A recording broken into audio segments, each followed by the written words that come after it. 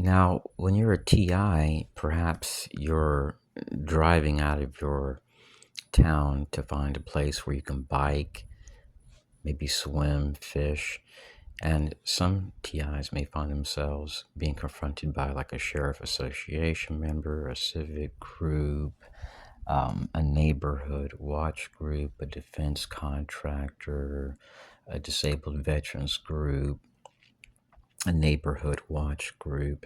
So if you're experiencing stuff like that, things you want to look out for when you park your car somewhere, let's say you're going to eat with family and you live in Orlando and you're driving to Lakeland to go to some place to eat out, sometimes they'll park next to your vehicle on each side of you or nearby you. And let's say you arrive at a location, sit in your car for 4 or 5 minutes and just pretend like you're chatting on your phone or browsing it before you exit. And let's say you're going to stay in your car for 4 minutes and 29 seconds. And let's say the exact moment you get out of your car, those two cars that parked next to you as you arrived, those same people get out exactly 4 minutes and 29 seconds. Let's say the next week you drive from Orlando to Lakeland to go to church. After you get out of church, you eat out with family, you meet up with them, and then the exact moment you go to that same place and you wait 4 minutes and 29 seconds, or even let's say 7 minutes and 2 seconds, two other cars pull up next to you and those same two people exit at the same exact time. And every single week you notice this pattern where it's a different car. Sometimes they may have no tag. They may have a sheriff association sticker on their car or National Sheriff's Association sticker. They could be a member.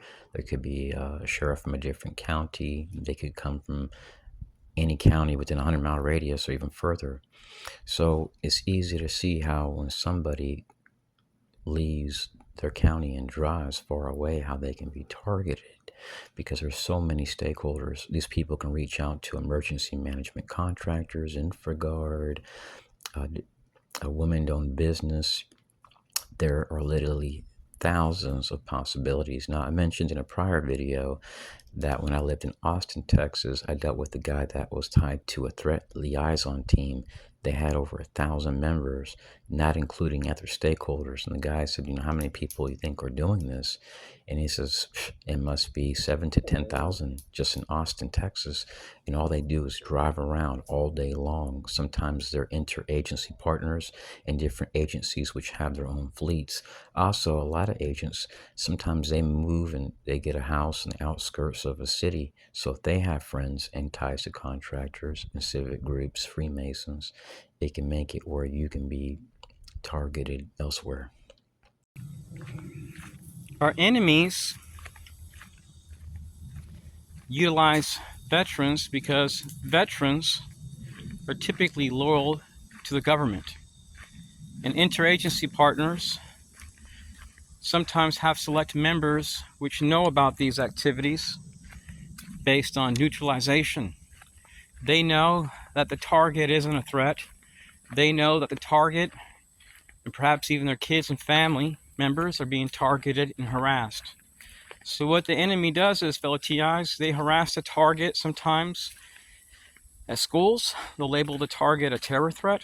They'll go into the neighborhood, reach out to a block watch captain and local veterans in the area, veterans groups, and they'll see if there's anyone on their databases which live nearby.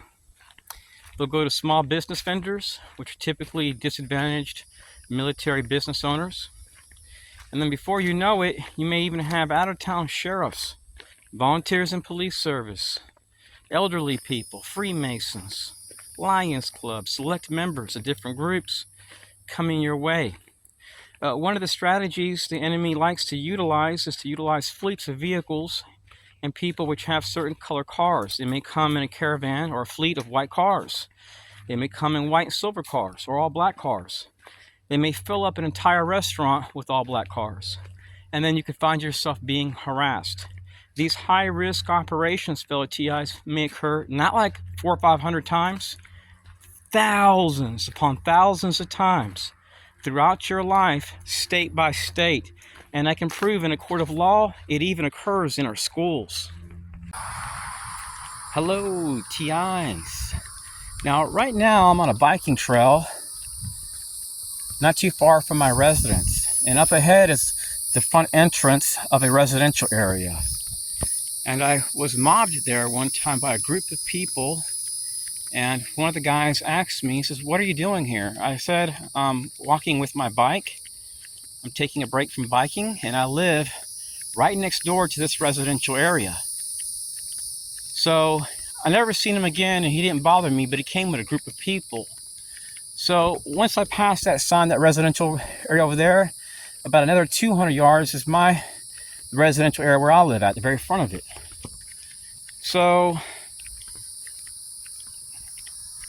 I get to the front entrance of where I live at one day, and there's a blue car with a U.S. government tag, and I'm swarmed by a group of neighbors, and two of them came up as having a top secret clearance. Two of them work as a defense contractor, and the other ones are all retired military. So I find it weird. It's residential area after residential area. I have videos.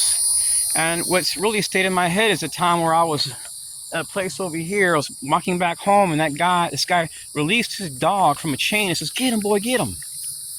So every time I pass by that place, I think about that and all these experiences where I've been harassed. Now, these matters are typically considered civil matters. I've never had a police officer, a sheriff, a constable, a Department of Homeland Security, CIA, NSA, or Army, anyone say, "How can we help you?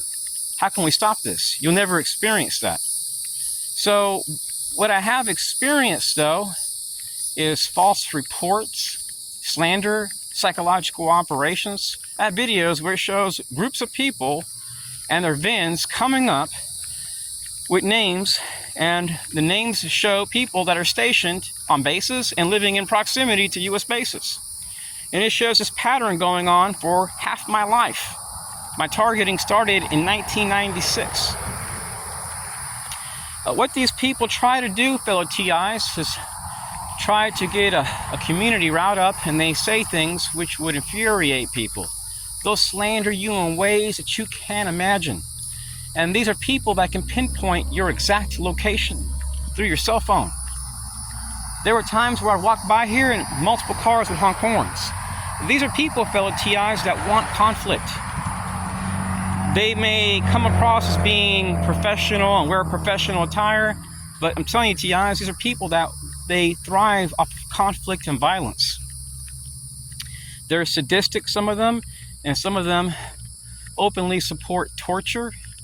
That's what they do, fellow TIs, overseas, and they're utilizing these same military-grade tactics on us. Now, if Trump was to experience this, I'm sure he would not want police officers and first responders and Citizens Corps members to have qualified immunity. Because when people can go around violating your rights, slandering you, kind of like what happened during the Russian hoax that impacted Trump, I mean, no one would want to go through something like that. So these people, they slander you, fellow TIs, and they put false reports on people. And let's say you happen to say something that offended someone 20 years ago. If someone is that much of a jerk, but they got to torment you for like 20 years, and they got a U.S. flag outside their home, they're really nothing more than a hypocrite, fellow TIs. So a lot of this stuff that's occurring in our stores, in our communities, in our schools, gas stations, airports, churches, a lot of this stuff impacting targets is simply based on outsourcing.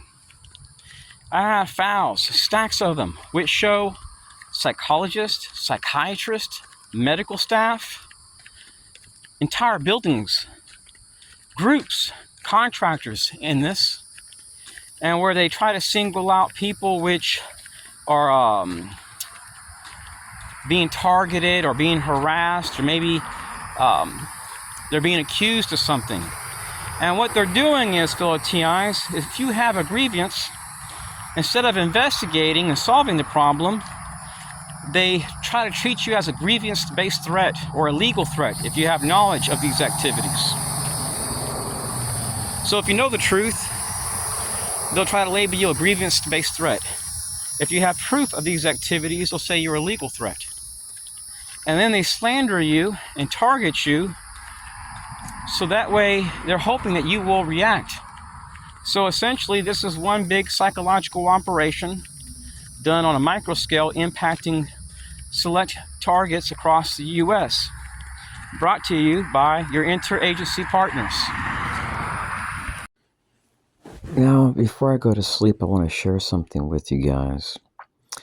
I'm a TI living in Florida, in Central Florida, and when I lived in Texas, like over 5 years ago, one day I went to a local city meeting at the Austin City Hall, and the meeting was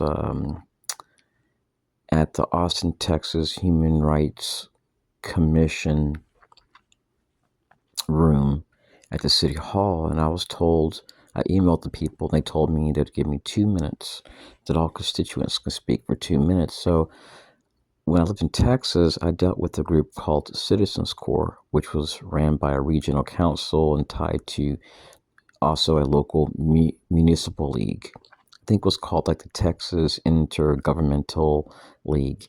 And I discovered that the people, not all of them that were harassing me, were from that organization, but a large group of veterans were utilized, and they were driving white fleets of vehicles. It was a massive fleet, and they were all retired veterans, Freemasons. Some of them had biases towards Hispanic people. You didn't see no black people at all. Every one of them was white, which I had no problem with because I'm white myself, but I thought the local city council would like to see the footage. And I wanted to share a link, and I went with some papers, and the first piece of paper stated Citizens Corps, and it had some links. So I had like 10 flyers, and I was going to give a few out to the Human Rights Commission under Mayor Steve Adler. And when they seen that first paper, they didn't want to look at it. Even after the meeting, they were like, we can't talk to you. So I did some research, and I found out that all across the entire United States, that the Citizens Corps group is tied to like your Army and families, community policing, CIA, our top agencies, the 3-letter agencies that most Americans don't trust. So it was a surprise to discover that nationwide city commissioners are on board, politicians, DHS state committees. So could a lot of this be tied to like diversity and inclusion and false flag activities for gun reduction laws? I believe so. Let me tell you why.